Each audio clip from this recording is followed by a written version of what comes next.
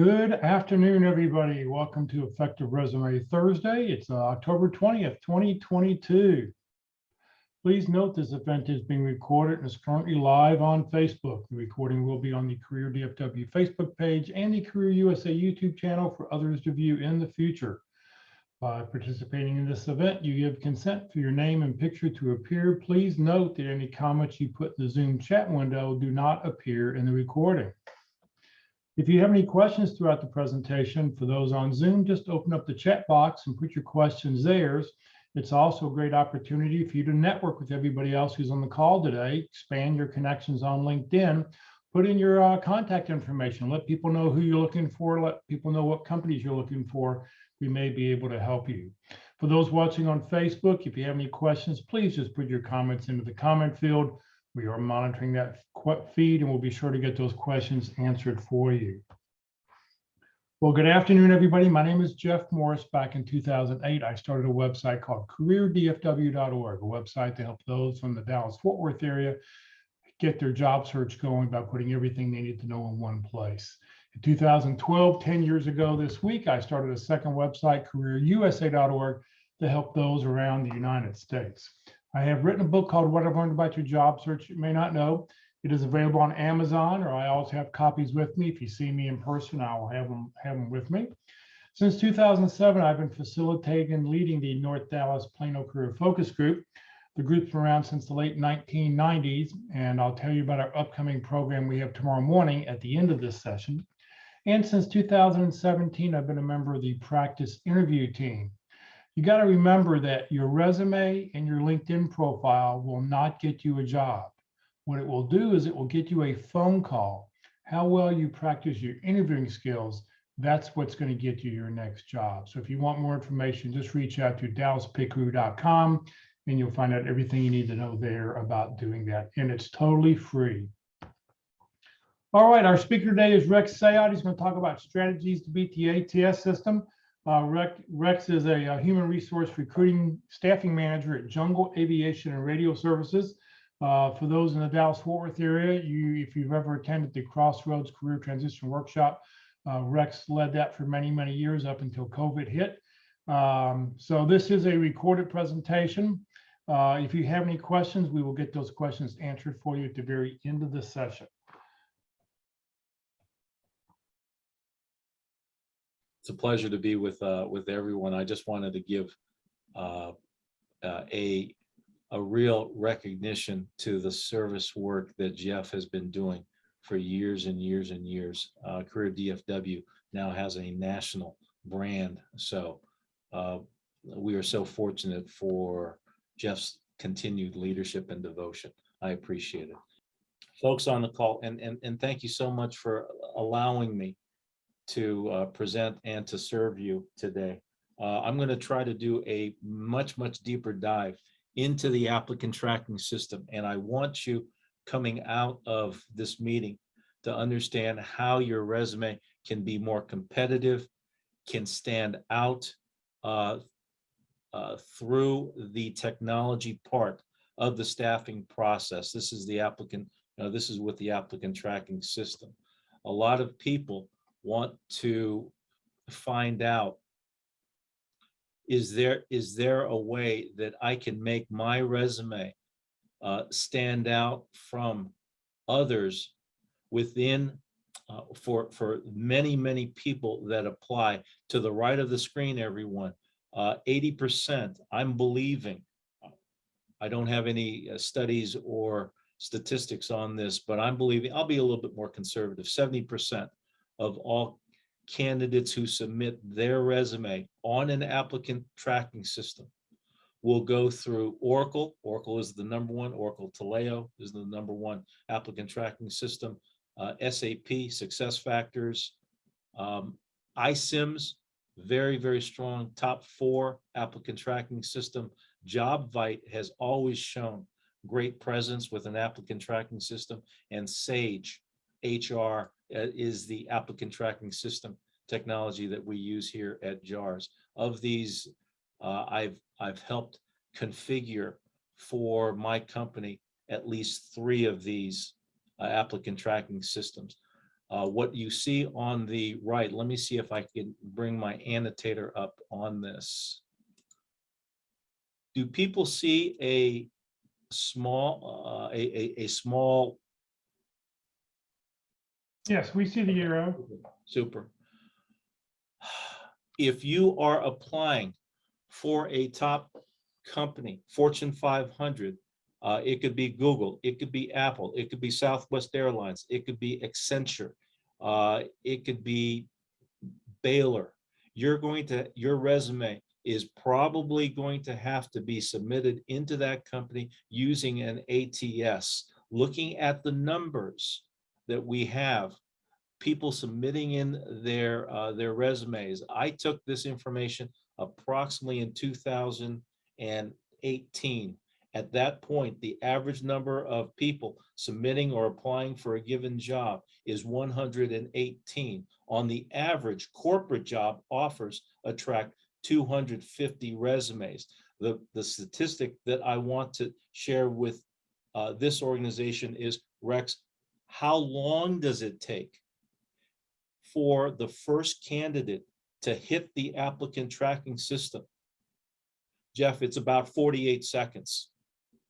So what I want to do is I'm going to go over hacks, recommendations, suggestions on how you might be able to be the standout resume, or your resume to be the standout resume out of 250 resumes.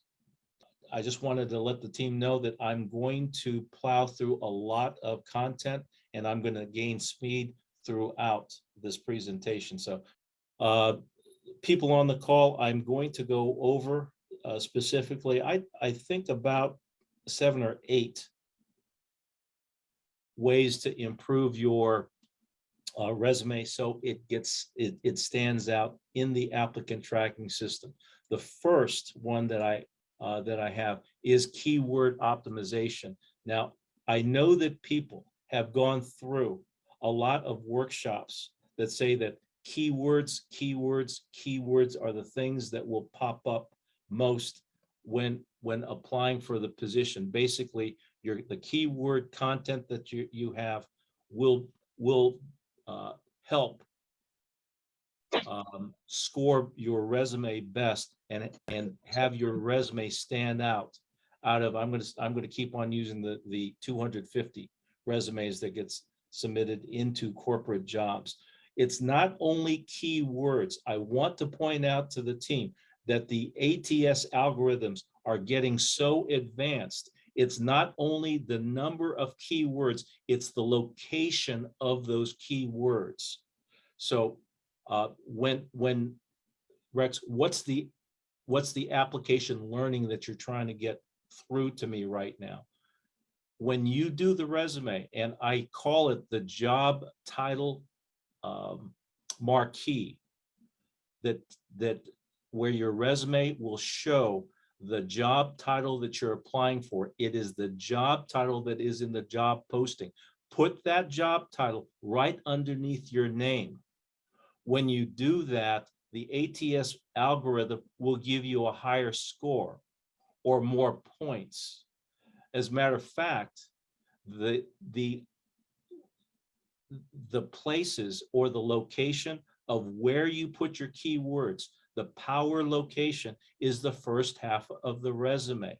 If you can overpopulate your resume with the keywords, I get this every time, Jeff. What are the keywords? Is there a special website that says keywords?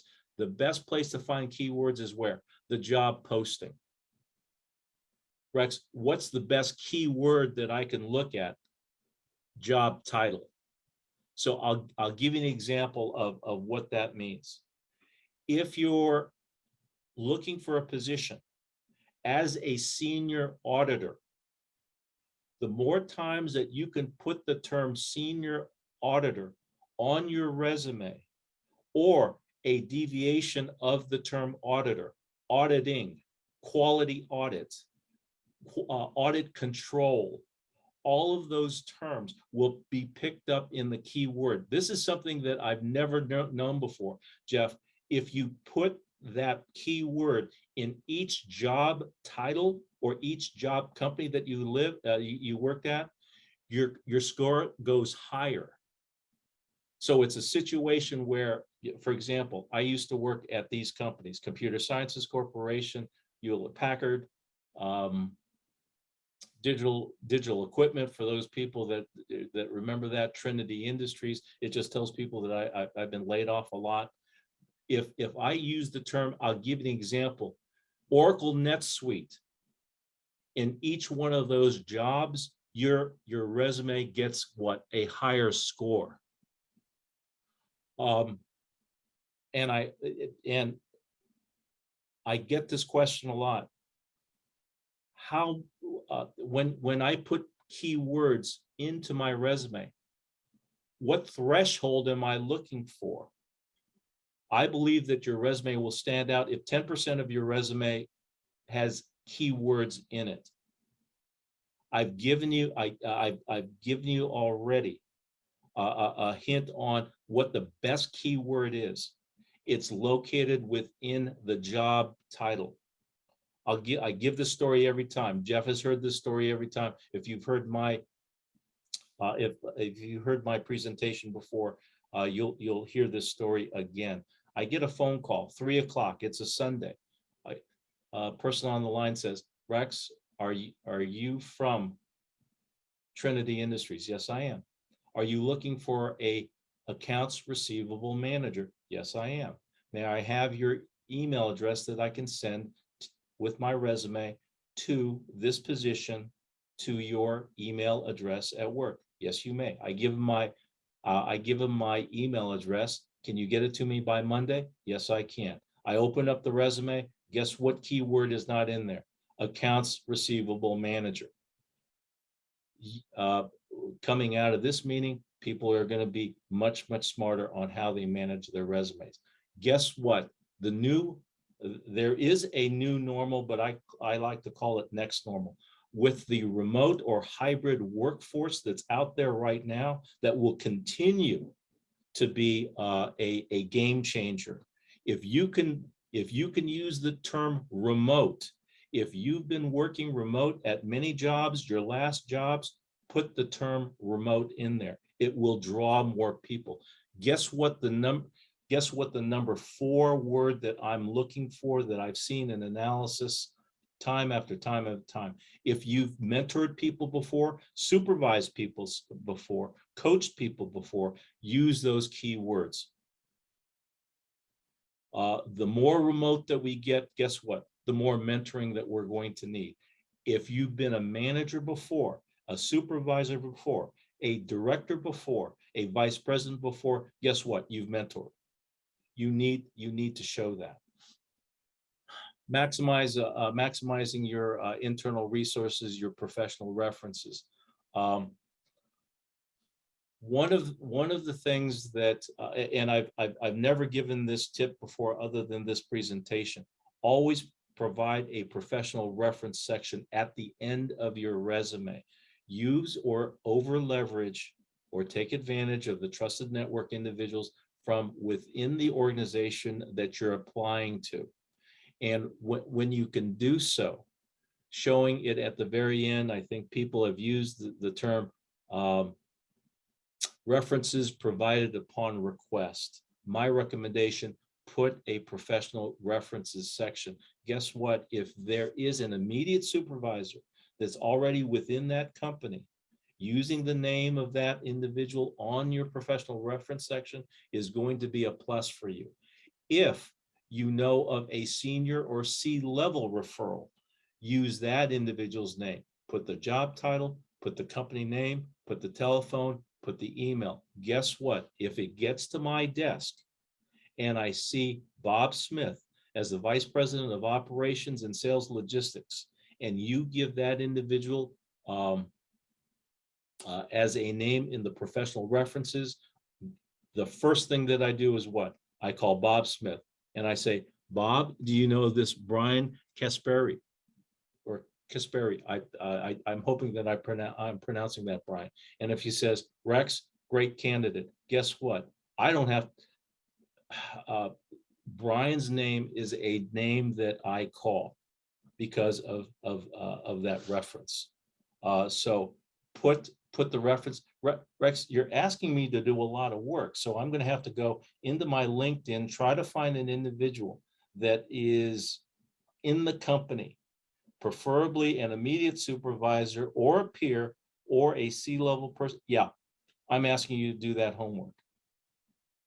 There are a few things that are out there right now than grit and hustle that people can get a job for. You might not be able to control an outcome of an interview situation or a hiring situation, but you can control your effort. Let's go to the next position, learning. Okay, these are some quick hits that I put together. Some lightning round stuff that I'd like your resume to show that might get you around or through the applicant tracking system. Chronological resumes are in. Functional resumes are out. If you have a functional resume, now convert it to a chronological resume. The reason why 80% or more of the resumes are chronological. Why is that important? Recruiters like to see the familiar. If you have to list anything, ladies and gentlemen, do so with bullets. So take out anything that looks like what I call a running resume or running text, and rely on bullets, because the recruiter's eye behavior tracks from left to right, and our eyes start getting lazy if we have to read all the way to the right part of the page. It's been taught a lot, Jeff. I'm just going to reiterate this just for a little bit. How many seconds does it take for a good recruiter to take a look at a resume? 6 seconds. For most of the senior recruiters, it can take 4 seconds. It could take 3.5 seconds. Here's what I'm trying to get across.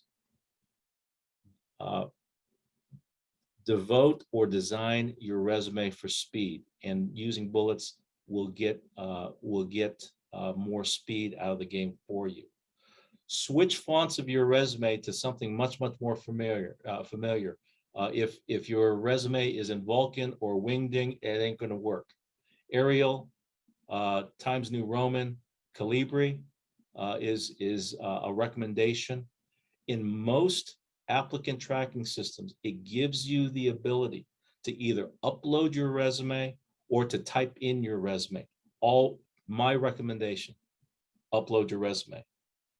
And if you could upload your resume, I get this question a lot, guys. Do I upload a resume in PDF or Word? Do it in Word.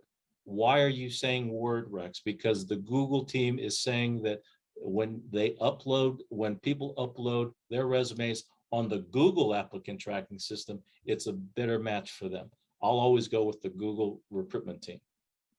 What's coming on strong, everyone, is Google Docs, or what's called Google Works. Rex, should I go with Microsoft Word or Google Works? Go with Microsoft Word. Why? More familiar. My recommendation is at least the first half of your resume show your last or current job.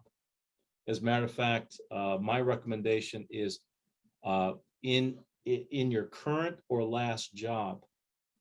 I have something called the rule of 8. Show 8 bullet points that show strong qualification or quantifiable results for that. Rex, give me an example of that. Overachieved, 3 years overachieved sales budget by approximately 43% in new market products that generated $1.2 million in additional company revenue. That is a quantifiable result. Rex, how many quantifiable results are you looking for? If there is a bullet point that you want to represent on your resume, I think it should be quantifiable. Why is that? It gives scope and scale to the responsibility or duty that you're showing. I get this question a lot, Jeff. It probably comes up, Rex. Is there a optimal size for the resume? Should I go with the one pager? Jeff, 7 years ago, that the urban myth came out again. I thought it was squashed somewhere in the 1990s. A one-page resume for the people that are on this call, it ain't going to happen unless you put it at 5.75 font. Guys, go to the second page. Go to the third page. It's compelling. I'll go to the fourth page to take a look at your background.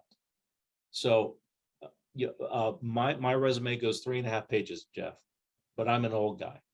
So if you think, hey, should 3 pages or 2.5 pages, completely okay. And I'll tell you why it's more okay. The applicant tracking system, does the applicant tracking system count pages? No, it counts files. A file could be 8 pages. A file could be 2 pages. A file could be 1 page. The applicant tracking system doesn't count pages. Why is that important? The reason why it's important is that you could fit more keywords onto your resume when you do that.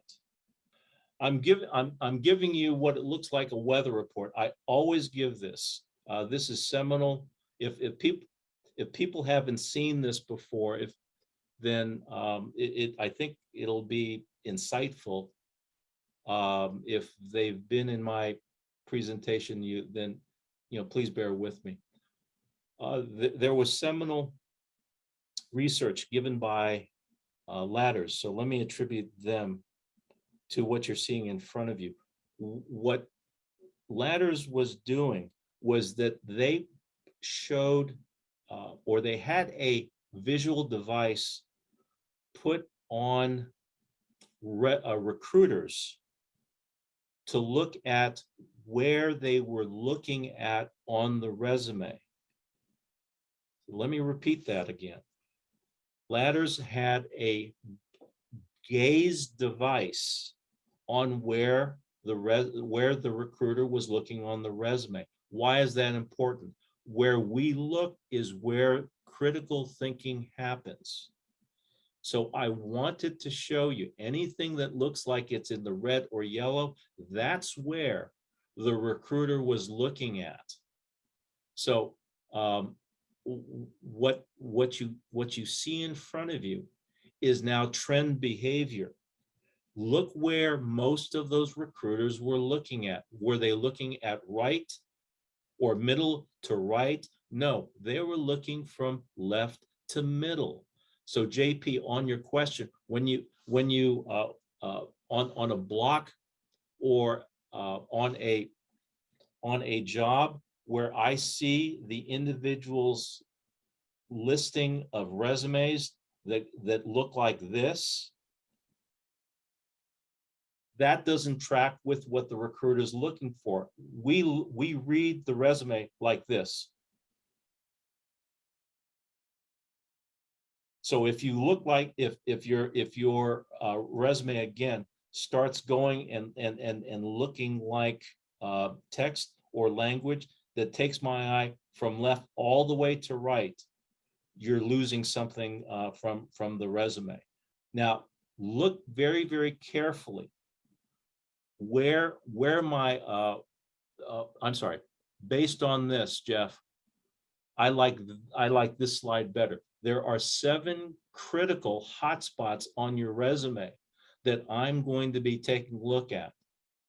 On the first page, my eye is going left, down, left to center, down, left to center, down, left to center, down. Looking at sections 2 and 3, those power spots, what's the recruiter looking at?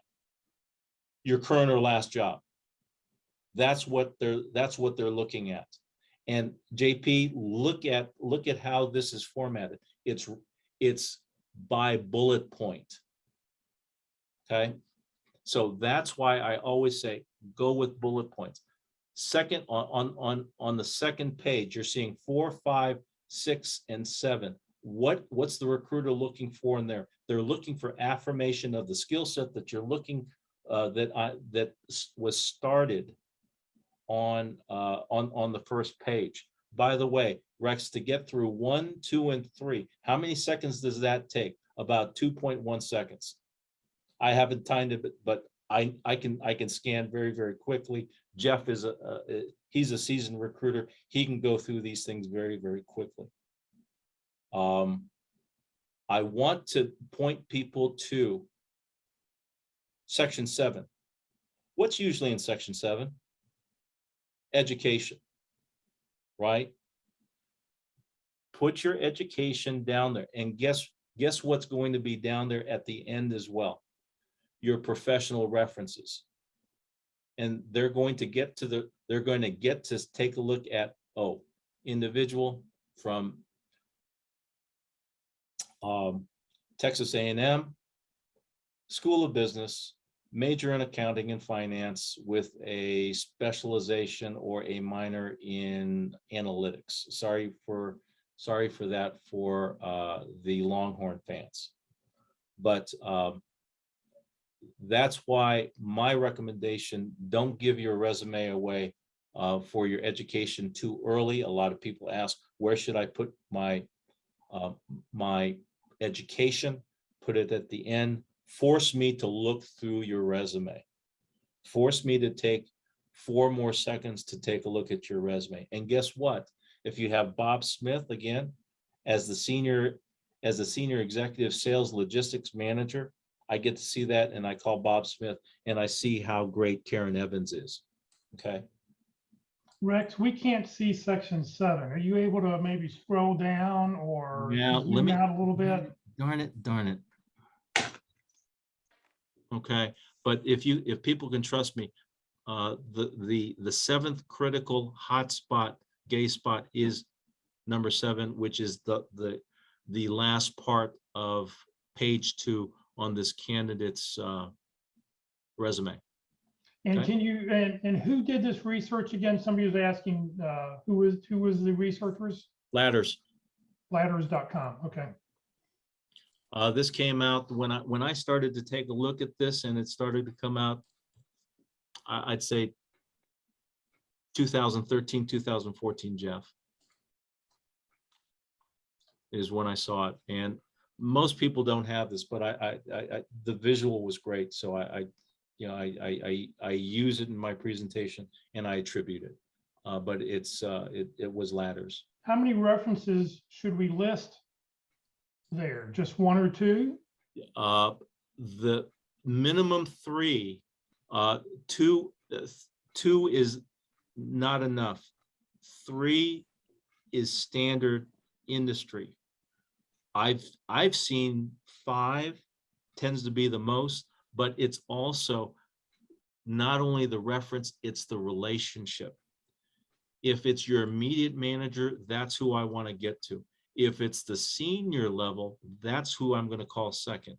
If it is a peer colleague, Karen, then I'll probably call that person third.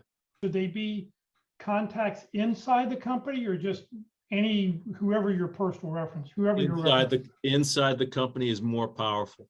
So if it's a situation where the relationship capital that you can do to squeeze out individuals in, let's say, Accenture. If you're going for a position for Accenture and guess what?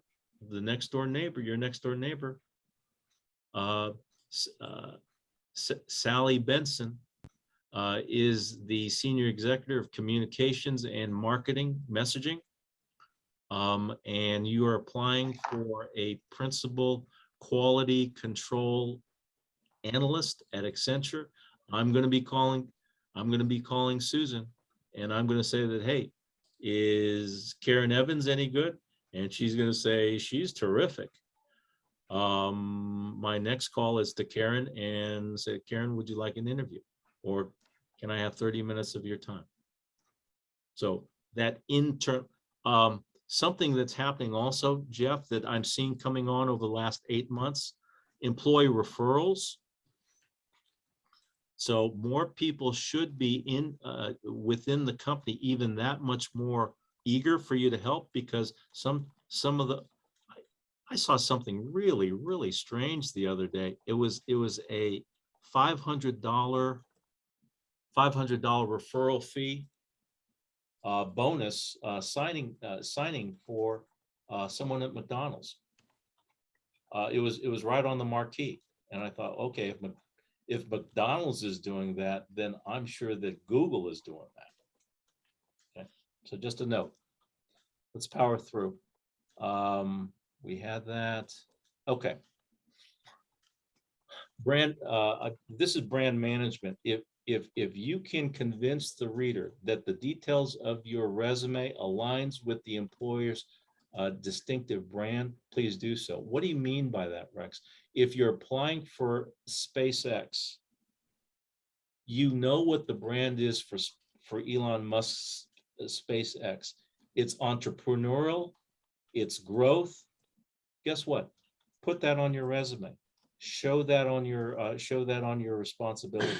If you're applying for Amazon, what are they looking at in terms of brand? They're looking at customer obsession. So your key words that you're looking for: customer service, guest experience, guest engagement, service engagement. All of those things will attract the Amazon person. If you're applying for Walmart, guess what? Your resume emphasizes cost consciousness. So, showing your brand and a good alignment with that employer's distinctive brand is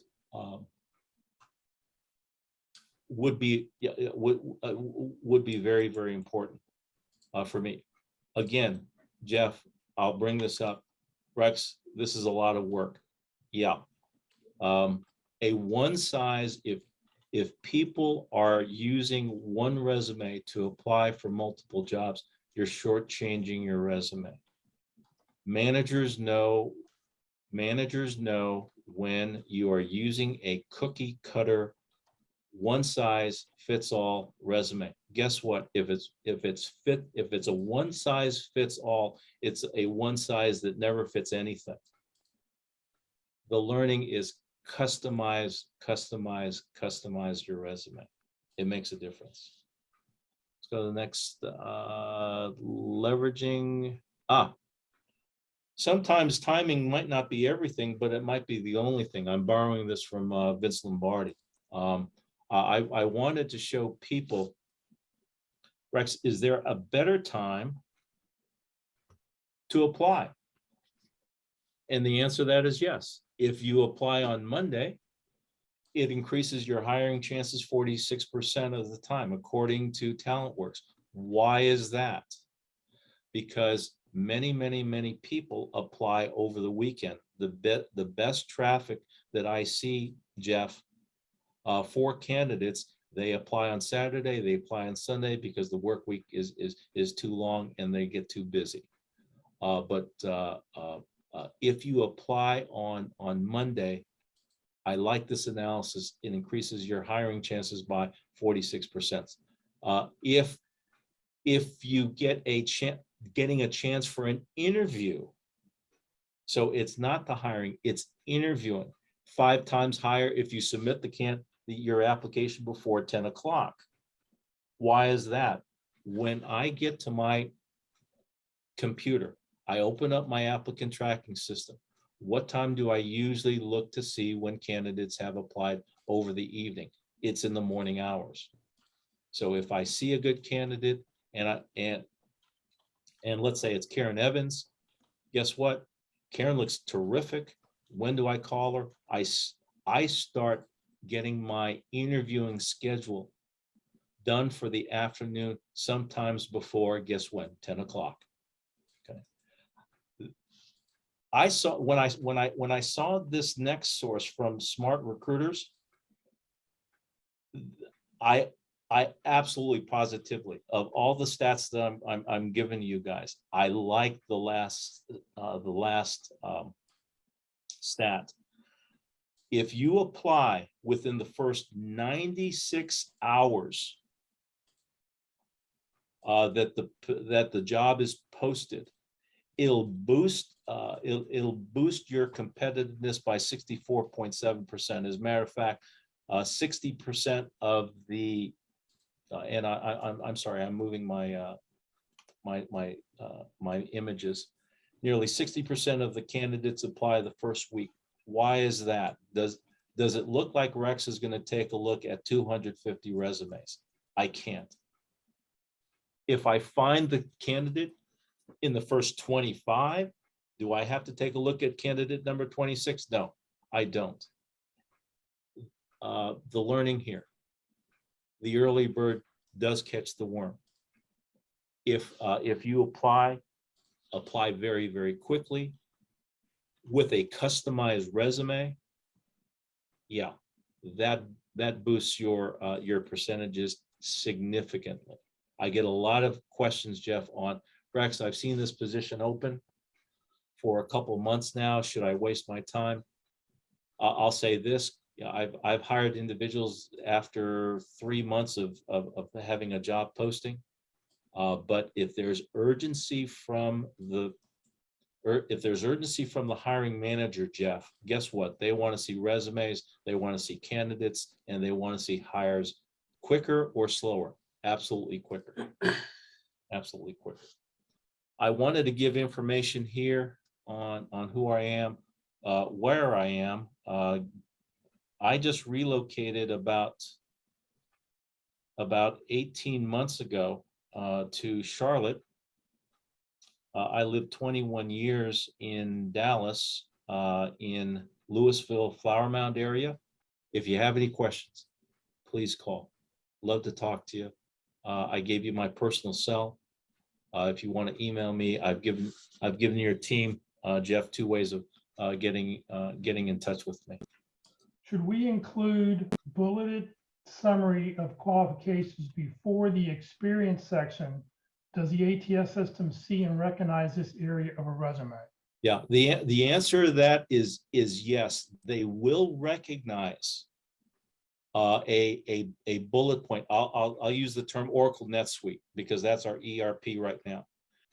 The applicant tracking system will pick that up in at the first part of your resume in bullet points. So Lisa, if I'm understanding correctly on how you want to design it, you have highlights on your resume and then you put bullet points, and then after that you start putting your employment history.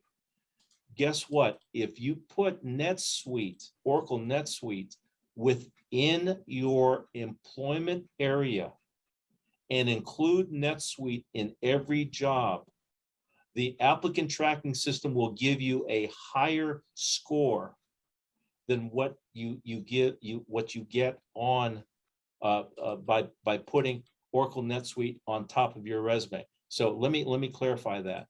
If you have 4 jobs where you use Oracle NetSuite, guess what? Keep on pounding Oracle NetSuite for every job, because the applicant tracking system will give you a higher score in their with their algorithm. That, Jeff, that is a new algorithmic scoring, by the way. It's probably come up over the last 2 years. Guys, here is the learning.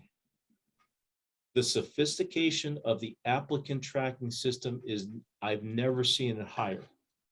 And it's getting better and better, and going to things like what Jeff is doing, understanding how this technology, where people pour 80% of all of their resumes, is so helpful. So keep on tuning into what Jeff and his subject matter experts have. So do you post jobs during the week and not on weekends, or if you have to post a job, when do you do that?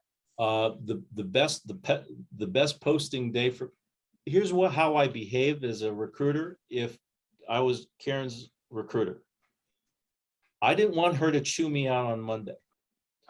So she would ask the question on Monday, Rex, did you post my job? And then I would say to her, because I don't want to be yelled at, absolutely. Rex, did you do it before the weekend? Absolutely. I did it when? On Friday. Why is that? The candidate flow is more on which days than any two consecutive days, Saturday and Sunday. So generally speak, if I wanted to get a jump on that candidate flow, I put it in over the, I put Karen's position in, let's say, senior financial auditor on Friday.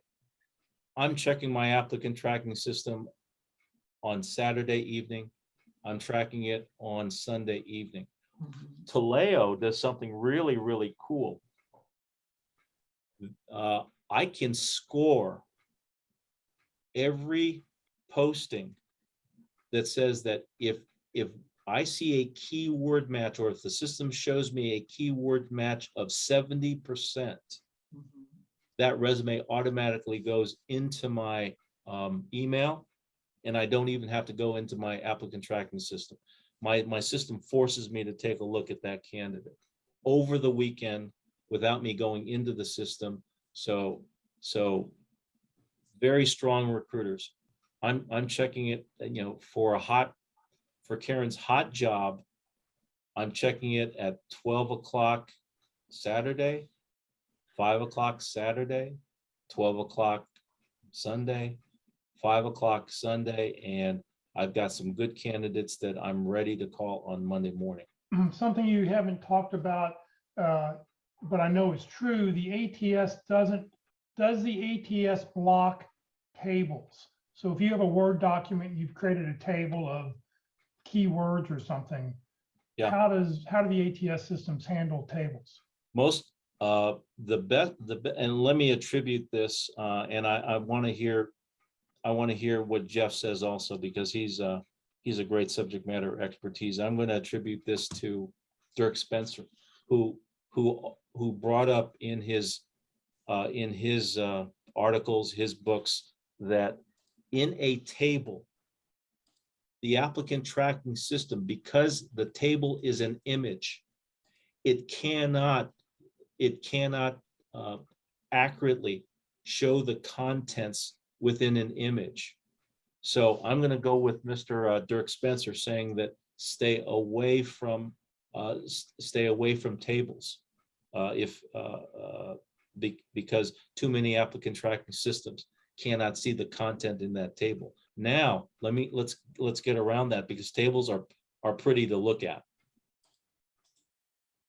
When you're in the interview and you have your prettier resume that has a lot of table space, that's when you can give it, because someone's eye will not eliminate content in a table. Jeff, I'd like to hear your input. Yeah, I agree. I think everything you said, just don't use tables on the ATS system. I mean, one of the things I've always heard is take your Word document, save it as a TXT file, because what will happen is it'll strip out all the special characters, all the tables, anything that an ATS couldn't see.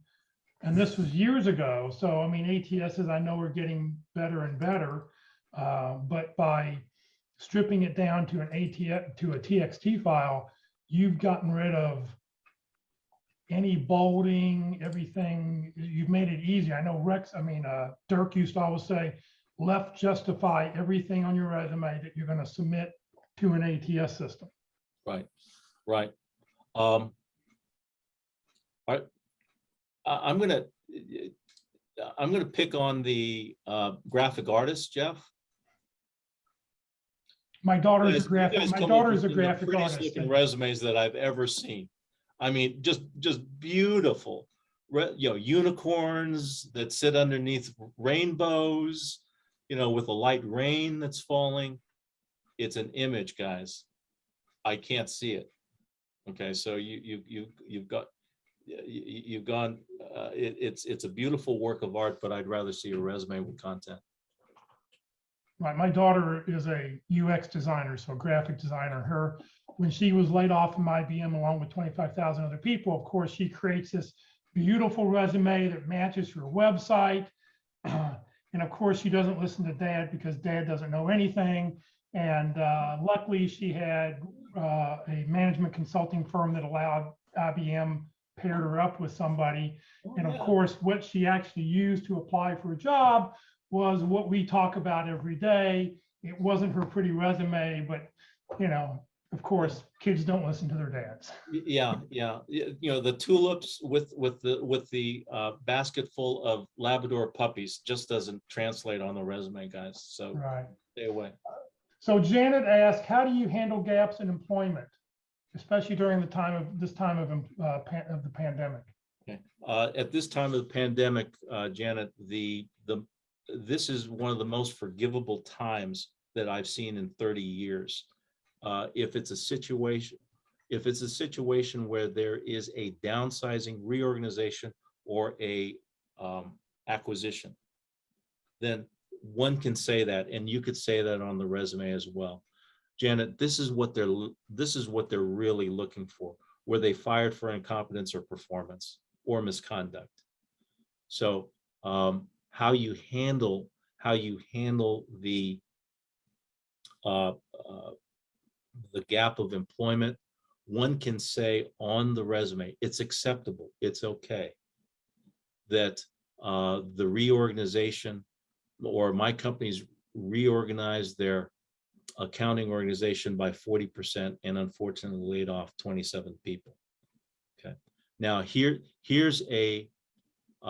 is something else, Jeff, that I've seen over the last 5 to 7 years that is totally permissible. It's a situation where people are caring for elderly adults or parents, and saying that you were the primary caregiver for your father is now so acceptable. It says one slide says Monday was a great day to apply. Does that mean if we apply Sunday evening, that would be the top of the ATS on Monday morning, or maybe pushing it down the list and a bit too early to apply? Yeah, Sunday's even better. Who gave that question again? The first name? Teresa. Teresa, the brilliance that I get from that question is that you're speeding up the process. You're speeding the recruiter's behavior. If you have a compelling resume, put it in on Sunday. I'll see it before I come in. Usually one of the last things that I do on a Sunday evening at 8 o'clock is to take a look at resumes. I know that sounds dysfunctional, obsessive, but that's what I do as a recruiter. So submitting it on Sunday evening, totally 100% cool. Going back to the primary caregiver, Lenora says, I'm a primary caregiver for my mom. When they hear that, they don't ask any more questions. Well, I think the key is you have to make sure, if you list it on your resume, first of all, you don't want to tell somebody you're the active primary caregiver, because anybody's going to think, well, you've got other things to do. You're occupied. You're not going to be able to dedicate yourself to this job. If you're doing that and it's on a resume, you want to make sure that you put down, the situation has been taken care of, or you're no longer doing it. Because when you're actively doing it and you're telling people that well, this is what I do actively, people are going to be hesitant to hire somebody. Right.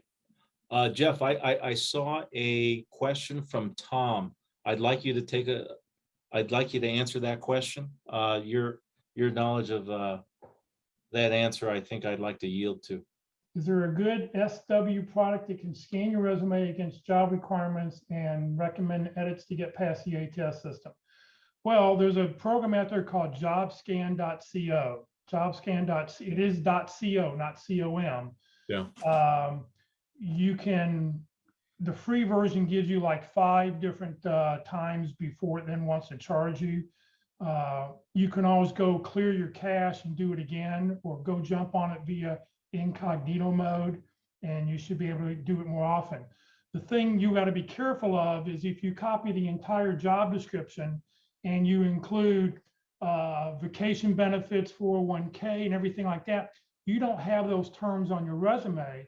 So make sure you only copy job description, the part of the job description that would be pertinent to what you're trying to compare yourself to. So that way it'll get better. You're never going to hit 100%. You're probably never going to be in the 90s, but it's just a matter of what can you do to get yourself up higher and using those keywords.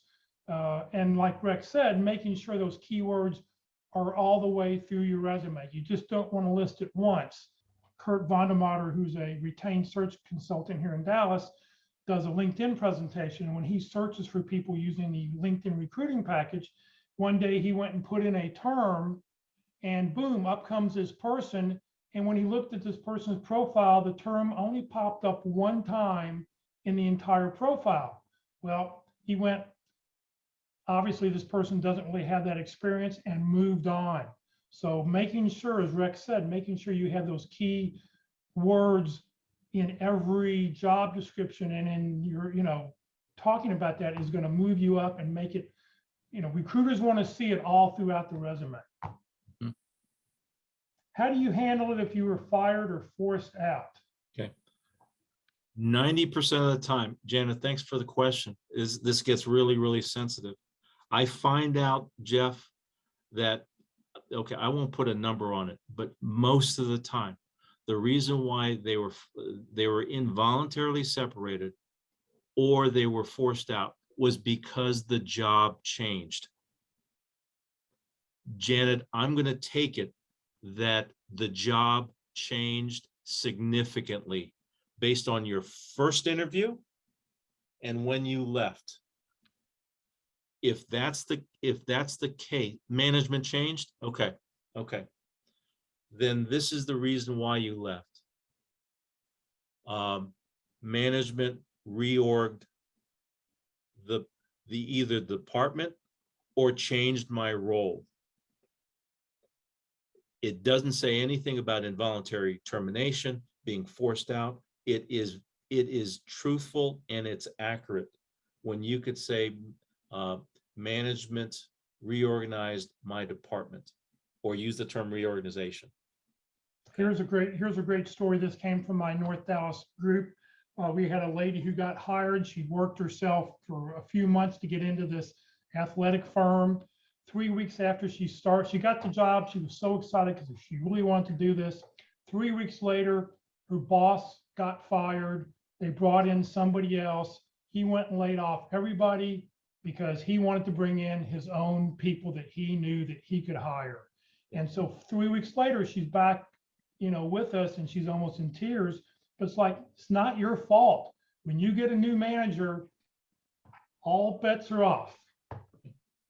And saying it or understanding, again, most times something changed. Let's point to that root cause of why you left. And if it wasn't misconduct, if it wasn't performance, then just state that management changed. My organization was redeployed. Everyone had to move to Brazil. Okay. All of those things are acceptable for the recruiter. All I'm listening to is, was it because of a performance issue or misconduct? Janet, it was neither for you. Something changed, and that was the reason why you were separated. Right. And if you want help talking about how you left your last job or why you had to leave or any of those circumstances, Mark McDonald, who does our interview workshop on Wednesdays, that's the one thing that he will work with people on. And that's the only subject he'll counsel on. So if you're interested and you'd like to talk with him, I'll put some information in the chat window, or you can reach out to me and I'll be glad to get that information to you. Well, Yeah, Rex, we're at the top of the hour. I know you're very, very busy. So thank you very, very much for your time. Great information today. It's stuff that we don't tend to hear because you're using the ATS system every day. We don't get that anyplace else. So Rex. All right, that's Rex's presentation. That was recorded. So there's a few questions in the chat window here. Let me see here. Chelsea asked, does the Oracle NetSuite example apply to all keywords? I don't know. I don't use Oracle NetSuite, so I can't answer that question for you. But if you want to contact Rex directly, I imagine he would be glad to answer it for you. David says, if you have a strong contact within an organization, they stand to earn a referral bonus. Would it be better to have them submit your resume than to send it directly to a hiring manager?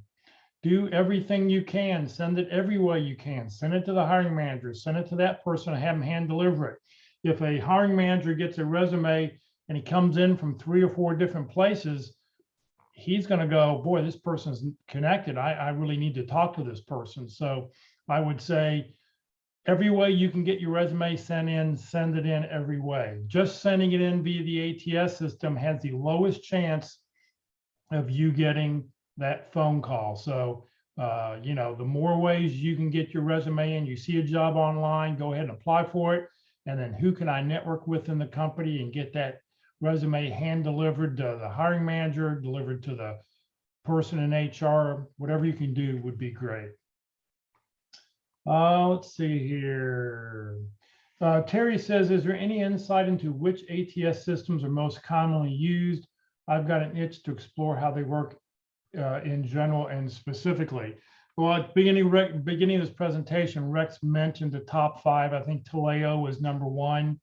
Then there's one by Salesforce is the second one. But I'm sure if you go online, you'd be able to search top things. There are well over 100 different ATS systems that are out there. That's why we talk about you've got to make sure your resume, number 1, keywords, but number 2, you don't want to have any special formatting because some systems will handle certain things and some systems won't. Let's see here. Marcus says, if you're a disabled vet and you had to leave your position due to surgeries and complications after the fact, or what if you're disabled? I don't think you need to mention that on a resume. You don't mention that on a resume. When you fill out an online application, they may ask you if you're a veteran. You'd probably say yes. It will boil down to when you have a conversation with somebody, if there are physical limitations and things you can no longer do, you need to make sure those are clarified. You need to find out, are there any job restrictions, any physical things that, any physical requirements for the job. Let's see here. Susan says, every time you apply for a job online, they ask demographic questions like your general ethnicity and if you're disabled or disabled vet.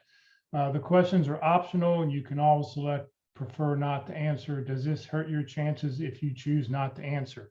No, it does not hurt your ability. Those go into 2 separate systems. So one system will your resume will get searched through the regular ATS system.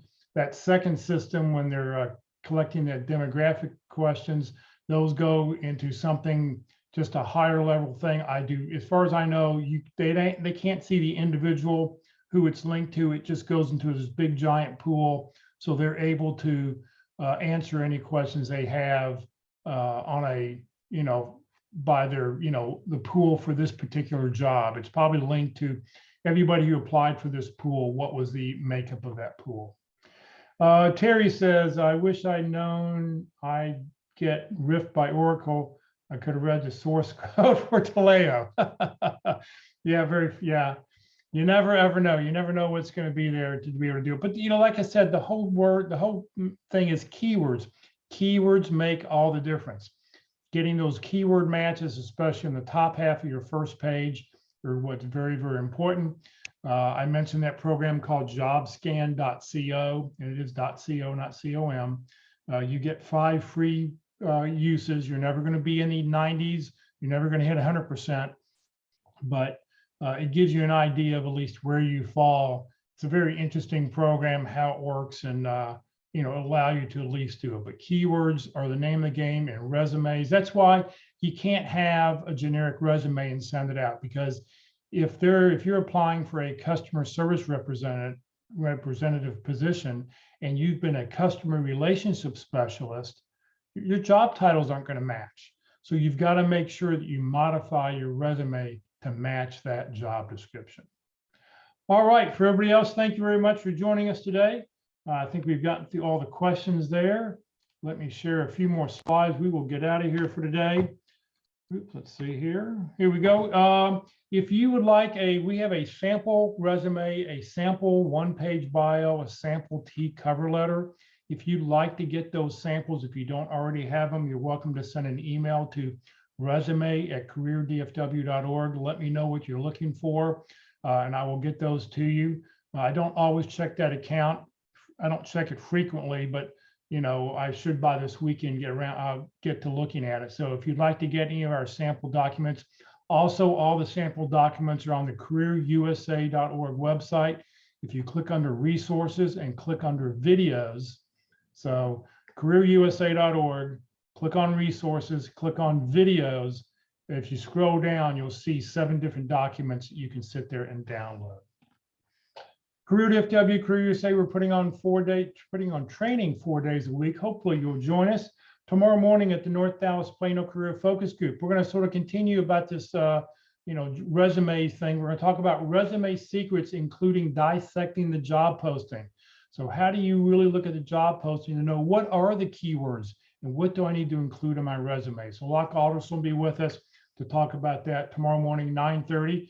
We are meeting in person, so those living in the Dallas-Fort Worth area, please come join us live 9:30 in the morning. For those who are outside the DFW area, we will be on Zoom and Facebook Live.